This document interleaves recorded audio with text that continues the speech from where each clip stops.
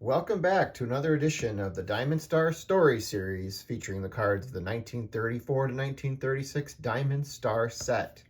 Today we are going to be covering Hall of Fame catcher Ernie Lombardi of the Cincinnati Reds, also of the Brooklyn Dodgers, the New York Giants, and the Boston Braves. All right, so Ernie Lombardi. Lombardi is originally from Oakland, California. He actually went to the same high school that Frank Robinson attended, as well as Bill Russell. He preceded them by many years. He was born in 1908, and he started his career after high school with the Oakland Oaks of the Pacific Coast League and was later then signed by the Dodgers, but didn't stay for the Dodgers very long. He was there for a season, and he was acquired by the Reds, which is the team that he is mostly known for, and the team that he wears, I believe, his hat in his Hall of Fame plaque. He actually finished with a career WAR of 37.7. He had just about 1,800 hits. He was 8 hits shy. He had a 306 average, drove in 990 RBIs, had 190 home runs, was an 8-time All-Star. He was an MVP in 1938 when he batted .342 with 19 home runs and 95 RBIs. He was a 2-time batting leader in 1938 and again in 1942. In 1942, he was with the Boston Braves, and that occurred.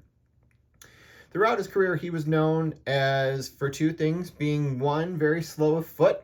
He was the leader in grounding into double plays 4 times in his career, and even Bill James quoted this in describing Ernie Lombardi as the slowest man to ever play baseball. Now, I'm sure we've seen some other slow players over that time, but that's quite a saying coming from Bill James, considering how much research he did into the sport itself. He played between all the way from, actually I didn't write those years down, but he finished in 1947 and when he was a backup player, and later went on to the Pacific Coast League, where he eventually rejoined the Oakland Oaks to finish his career in 1948. During his career, he actually appeared in 2 World Series in 1939 and 1940, and I'll talk about the 1939 World Series in a moment, but he actually was part of the winning team in 1940 with the Cincinnati Reds. He was honored by the Reds Hall of Fame in, I believe, the 1950s, maybe 1958, and he currently has a statue outside the Great American Ballpark to honor his legacy. After his career, he struggled a bit with depression for a little period of time in the 1950s, and he even, unfortunately, attempted to take his own life on his way to a sanitarium where he agreed to be admitted for his depression. He did survive that incident and later actually went on to work in the press box at Candlestick Park, and then later was a gas station attendant before his passing in 1977. One other highlight during his career, he actually was the catcher for both of Johnny Vandermeer's back-to-back no-hit games in 1938, which was also the year that he actually won the MVP. Now, during his time, he had a lot of nicknames. He had a very large nose that he was mostly known for. He was known as nicknames as Schnoz, Lamb, Bochy. So a lot of different names unfortunately, kind of making fun of the size of his nose.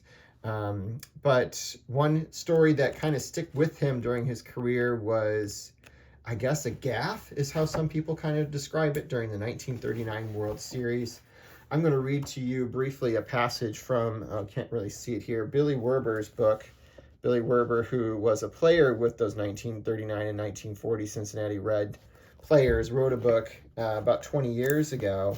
And he actually featured Ernie Lombardi in there as one of the players. This is actually a picture of him when he's with Cincinnati. He was talking about the players he played with on the 1940 team that actually won the World Series.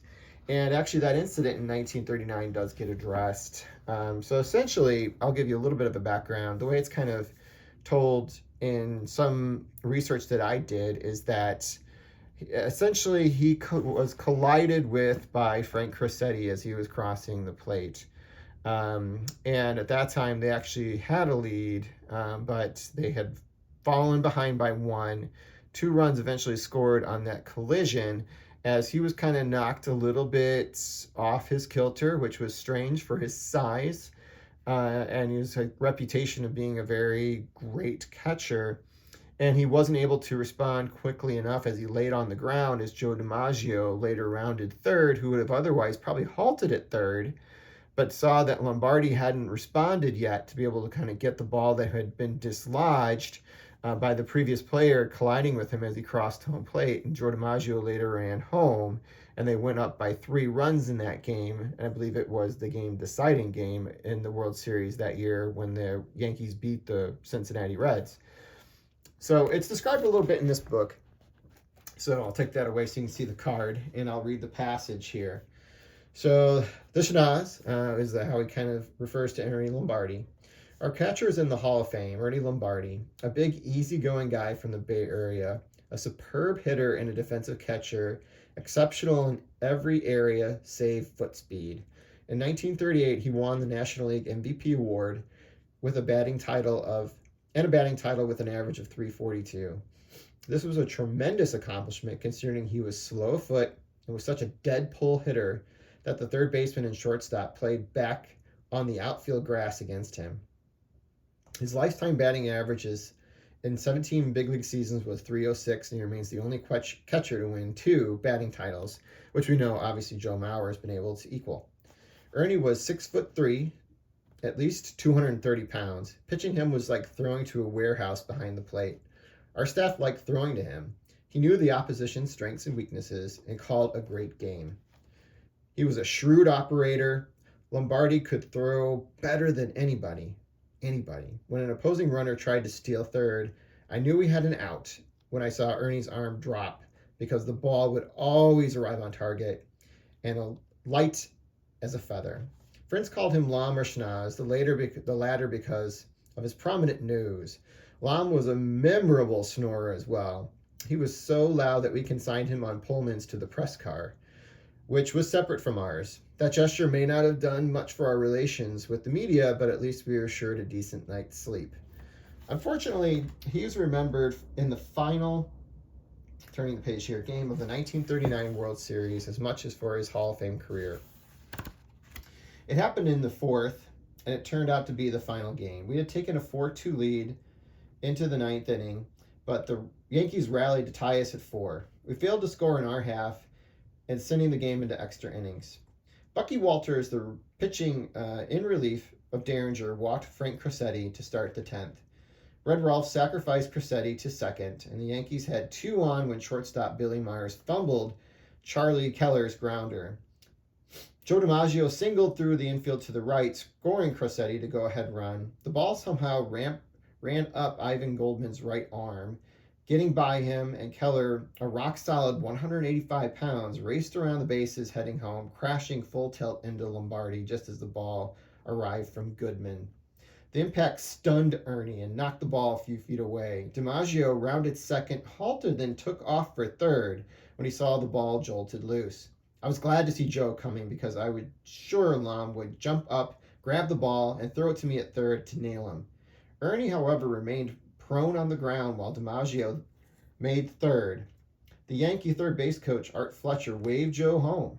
Ernie cleared his cowbells just as DiMaggio reached the plate and found the ball too late, lunged at Joe, but sliding far behind him. We failed to score in the bottom of the 10th, giving the Yankees the game 7-4 in a series sweep. Although much made of Lombardi's swoon in the press, the truth of the matter was that it made no difference in the outcome of the game. DiMaggio's hit had scored the winning run. It simply made the final score 7-4 instead of 6-4. One afternoon in the dugout following year, I asked Ernie, Lom, whatever happened to that play at home plate last year? He goes, I don't know, Bill. Was his simple response. He never tried to alibi or make excuses, just took the negative press like a man. It certainly did not affect his play. He hit .319 in 1940 and was one of the key reasons we ran away with the National League pennant. So that was from the words of his teammate, Billy Werber. So let's look at the card real quickly before we kind of wrap this video up. So you can see on this one, they actually misspelled his name. This is the 1935 release of the card, which was later corrected to have his name spelled correctly by the 1936 release.